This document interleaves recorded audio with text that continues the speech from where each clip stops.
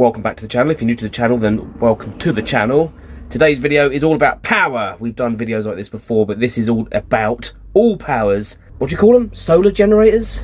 Is a power generator, solar generator, power bank, whatever you want to call it. Lithium LiFePO 4. You know the drill. If you want to see an unboxing video of this and with all the gubbins, it came with a solar panel as well, which I don't have because that's useless.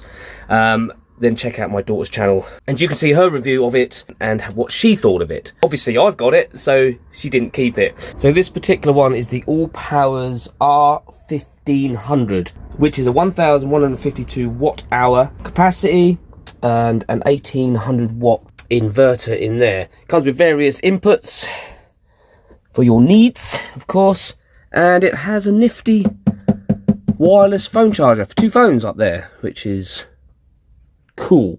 As many of you may know, or you may not, I have been using the EcoFlow Delta 2 for well over a year now, and it's slightly smaller at a capacity of, let me just consult Google, 1024 watt hours. What does that mean? Well, 1152 watt hours is 96 amp hours, because little batteries are usually in amp hours, aren't they? And that's the all powers. So that all powers is 96 amp hours. So the EcoFlow Delta 2 is 85.3 amp hours. So it's slightly smaller by about roughly 10 amp hours. Which leads me on to the size of the two things. The all powers is way bigger than the EcoFlow Delta 2. The EcoFlow Delta 2 is much more portable, easier to carry. We do charge it up on location a lot of the time. EcoFlow Delta 2 weighs 12 kilos and the all powers weighs 17 kilos, so it's 5 kilos heavier and makes a big difference. Also, with the design of the handles, you kind of have to carry it with two hands. It's really difficult to carry it with one hand, whereas the EcoFlow, because you've got a through handle, you can literally carry it with one arm. Both have an 1800 watt inverter. The Delta 2 has an X boost, which enables you to have bigger surges.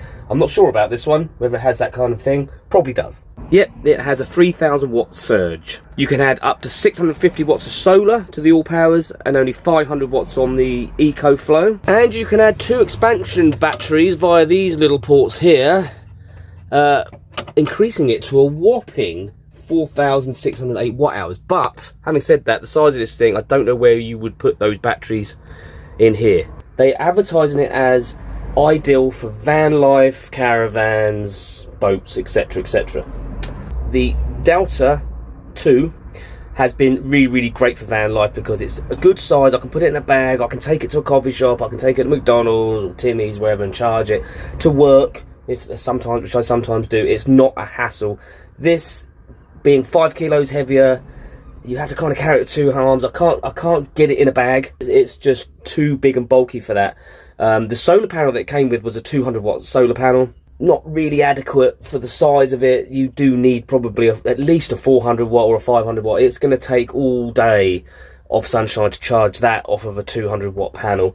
Of course, you can plug it into your solar on your roof with the right lead, which is fine. Right, so this is our house battery. This is a 200 amp hour LiFePO 4, and it isn't much bigger than that, to be fair. Obviously different dimensions, but that is pretty much the same kind of size as that. And I've got a 3000 watt inverter there. That's our house setup at the moment. This is where the EcoFlow lives as well. At the moment it's on location being charged, but that sits in there. This I can't get in there because that has to go in there as well, which is my music gear. So it has to live down here. So I put it down there between the seats, which is fine, it's a space, but it obviously blocks my walkthrough. Excuse the mess, I need to tidy up. Anyway, it's enough of that. So yeah, storing it is a bit of a problem. And if, like I said, if you're going to put expansion batteries on that, where are they going to go? They're saying it's ideal for van life. We live in a 6.5 metre motorhome. We do struggle to put it somewhere, and now that winter is drawing in, we're coming up to like kind of mid to end of October, well, mid-October at the moment, so we are not getting as much solar as we normally do, so our house battery is suffering a little bit. We still haven't used it all that much. I've used it a couple of times when we've had really rainy days, and it's been handy to have that extra 96 amp hours, and the EcoFlow's empty, and I've been plug the house in. It runs the van approximately 22 hours. And we're quite power hungry as well, and that runs our fridge, which is 240, and everything, charging laptops and phones, and we got a projector, and you know. Right then, so let's just have a closer look at it. So what we got here, we got a little pressy flappy thing here, and that's what your charging ports for the actual machine itself. So you've got your 240 there, you've got your solar input there, and you've got a, like, what's that say? AC overload protector switch. Okay, that's cool. Then coming around the front, and it's something we like about this, although where I store mine, because it's between two seats, the plug sockets are actually between two seats. Where, you know, but I mean, on a normal thing, this is really cool that the plug sockets are all here, and you've got this great big thing here. It should be full up. Let's turn it on. Turn on, will you? There we go. 100%. There we go. And so you've got like USB-A here, and you've got USB-C here. And if anybody wants to know how to turn the Bluetooth on these, I know some people have struggled. I mean, obviously if you do that, that arms these. If you hold that for 3 seconds, boom, comes up with Bluetooth, Wi-Fi, and then you've got an app where you can, you know, monitor what it's doing and stuff like that. Turn this on, that turns all the sockets on. Love these rubber covers, really good. Keeps all dust out of there and any potential water as well. So you've got 4 of those. Really, really cool. Nice display. Love it. And like I said before, you can put your phone on there. Awesome. Charges at 15 watts. That's 2 phones. Good idea. Love that. And coming around here, we saw this already. That's for your expansion batteries. Nice. Nice. Nice. And then you've got the back. And that's it.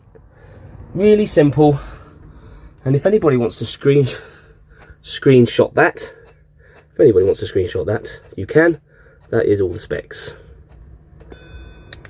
Charging it off the mains is well quick. It does it in just over an hour, I think. It charges at 1500, I think, 1500 watts it charges. That's really, really fast, which is really good. At 1800 watts, an 1800 watt inverter in there, there's not much it can't run.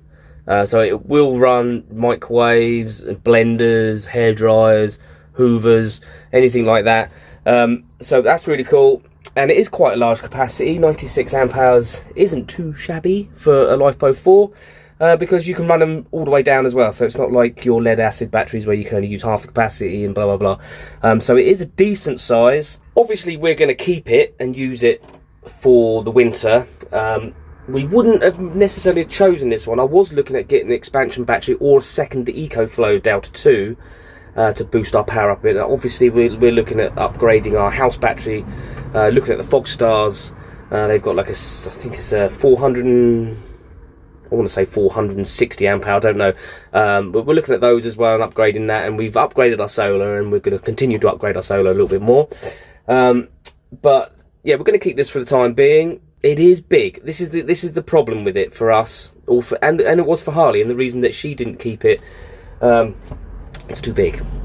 It's too heavy. Moving it around, it's supposed to be a portable thing. The solar panel that it came with is inadequate, really. Do you really want to have it sat outside with the solar on so everyone can see it? If you're on a campsite, no issue, because you can just plug into the shore power, right? They retail at about £700. With the solar panel, I'm not sure. I think it like £900 or something like that. Same as the EcoFlow Delta 2. So based on that, I mean, it performs really, really good.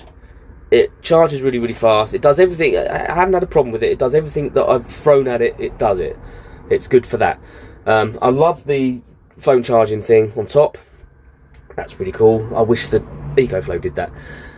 But again, not necessarily. We've got USBs everywhere in here, and we're no shortage on phone chargers, so it's okay. But it is convenient if you're outside, for instance, and you just want to chuck your phone on it. Yeah, brilliant. But yeah, would I buy it? No. Is it good? Yes. If you've got the space, great. If you don't mind the weight, great. But that's my honest opinion. If you want to check out my daughter's review of it, it's a lot more in depth than my review, where she unboxes it and she tests the solar panel and all that stuff, then do check her out. And I'm going to leave the video here, and I will say this: we are near 1,000 subscribers. This took some time. We've been doing Vanlife now for 16 months. So what we're going to do when we get to 1,000 subscribers, we're going to do a live stream. Me and T-Bone in here answering your questions. I know that some people are really eager for me to do a video, or us to do a video on our, experience so far, and we've had lots of questions, but we thought we'd do it as a live stream because that'd be really cool, and then we can chat to you and you can chat to us.